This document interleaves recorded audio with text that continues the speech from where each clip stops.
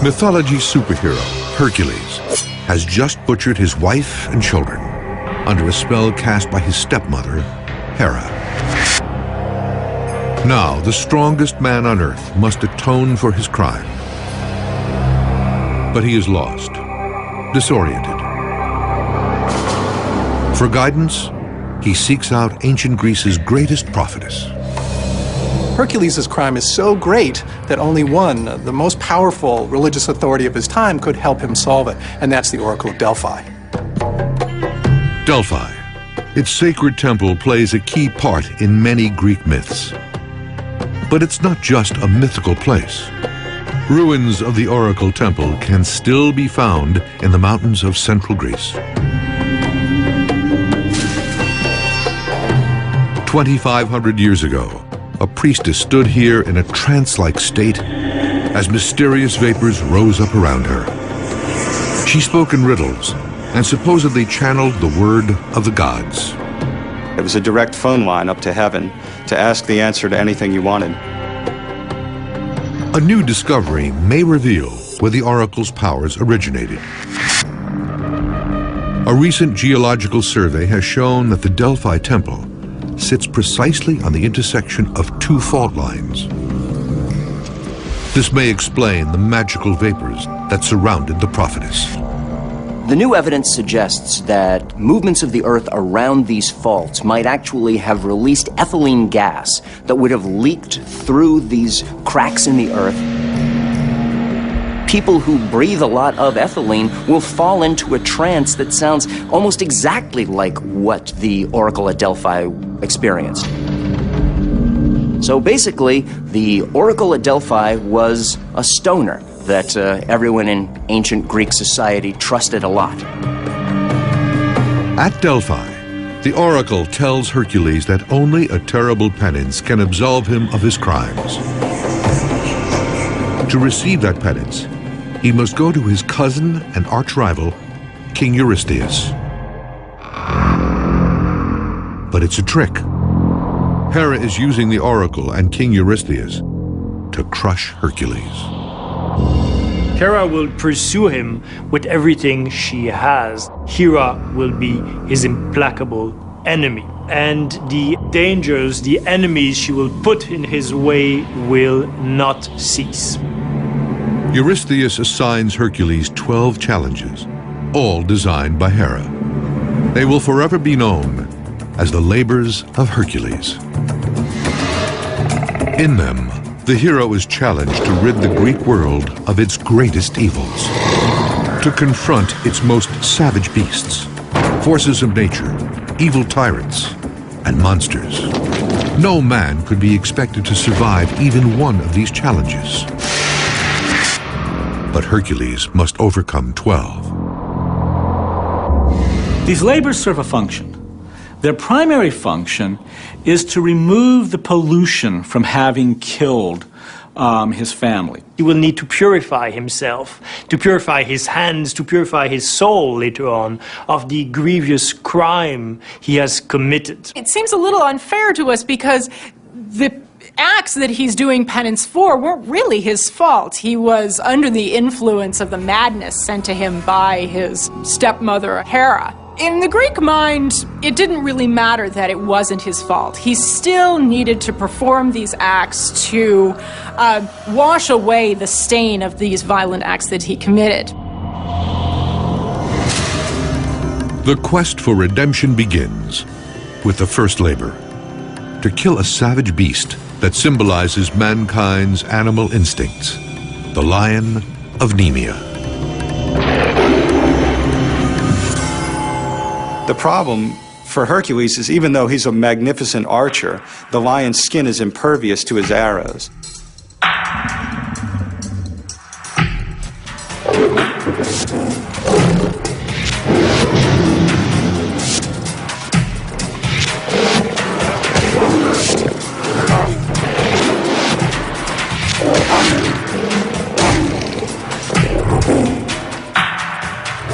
So it's only through brute strength that he manages to overcome the lion. And when he does, he skins the lion and he adopts it as his own armor that he begins wearing. So from then on, Hercules is always depicted wearing the lion skin, which protects him from harm. King Eurystheus is stunned. He thought Hercules' first labor would be his last. Now he lays out a series of even more monstrous challenges, sure to put an end to the hero. A theme becomes evident in these early labors. It's man versus nature. The ancient Greeks viewed nature as a scary place. They wanted to live in harmony with it. But nature was a bitch that if you didn't watch would kill you. And that was their view. They did not have a romantic view of nature. There are a few great heroes, Hercules is prominent among them, who can tame nature, who can actually bring it under control. And this is the mark of a truly great hero, to bring this unstoppable force to heed. The second labor challenges Hercules to kill another monstrous freak of nature. The dreaded nine-headed Hydra, a poison-spitting serpent that devours men in one bite. Hercules draws his sword and attacks. He slices through one of the Hydra's necks. Then another,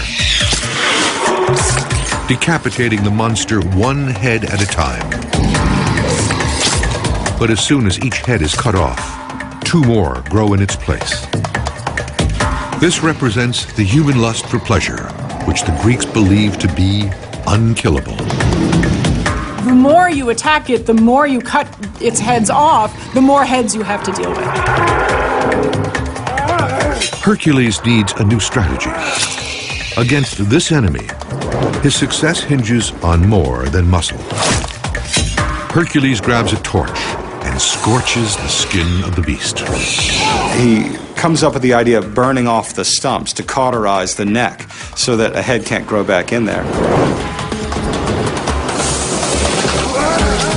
With a final thrust, Hercules severs the last head from the body. It is a stunning triumph of man over monster. So after he's slain the Hydra, Hercules dips his arrows into the blood of the Hydra, and from then on he has poison arrows. Our word toxic, meaning poisonous, comes from the Greek word toxon, which is a bow that you fire arrows with. And so toxikos in Greek simply means relating to the bow. So it's a strange word in English because it preserves the legend of Hercules inside the word. Two labors conquered. Like a fighter in training, Hercules is honing the skills necessary to survive in a hostile world. Physical strength, mental toughness, and relentless endurance. In these labors, Hercules is overcoming evil, and he comes as an avenger and a bringer of justice. In his next two labors, Hercules conquers another pair of nature's most formidable beasts. The golden stag of Artemis, an animal so fast it could outrun an arrow in flight. And a vicious man-eating boar, a monster Hercules manages to capture alive. Eurystheus, who set him these tasks, never expected any of them to be accomplished. So we start to see Hercules as the prototypical superhuman. He seems unstoppable at this point. To break the hero's momentum, King Eurystheus tries changing tactics. He introduces a different kind of natural obstacle: raw sewage. For his fifth labor, Hercules must take on a dirty job that symbolizes the foul side of human nature. He must clean out a massive complex of manure-filled stables. Now this labor is different from the others because it involves menial labor in a way that Hercules hadn't really submitted to before. In the earlier labors, he has to slay beasts that are ravaging the countryside, and he's trying to protect human beings or to promote civilization. But in this one, it's simply a matter of cleaning dung out of a stable that hasn't been cleaned in many years. And he has one day to accomplish the task. Hercules notices that these repulsive stables lie between two powerful rivers, and he gets an idea. What he does is, using his great strength, he diverts 2 different rivers and have them flood into the stables and flush everything out.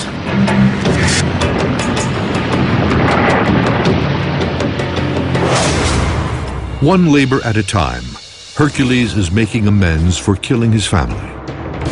So far, he has proven himself greater than any obstacle that Hera and her puppet king, Eurystheus, have dreamed up. And with each struggle, he is only getting stronger. To the ancient Greeks, his success in the face of such overwhelming odds was an inspiring story. But could it have been more than just a story? Intriguing historical clues suggest Hercules was not a myth, but a real hero.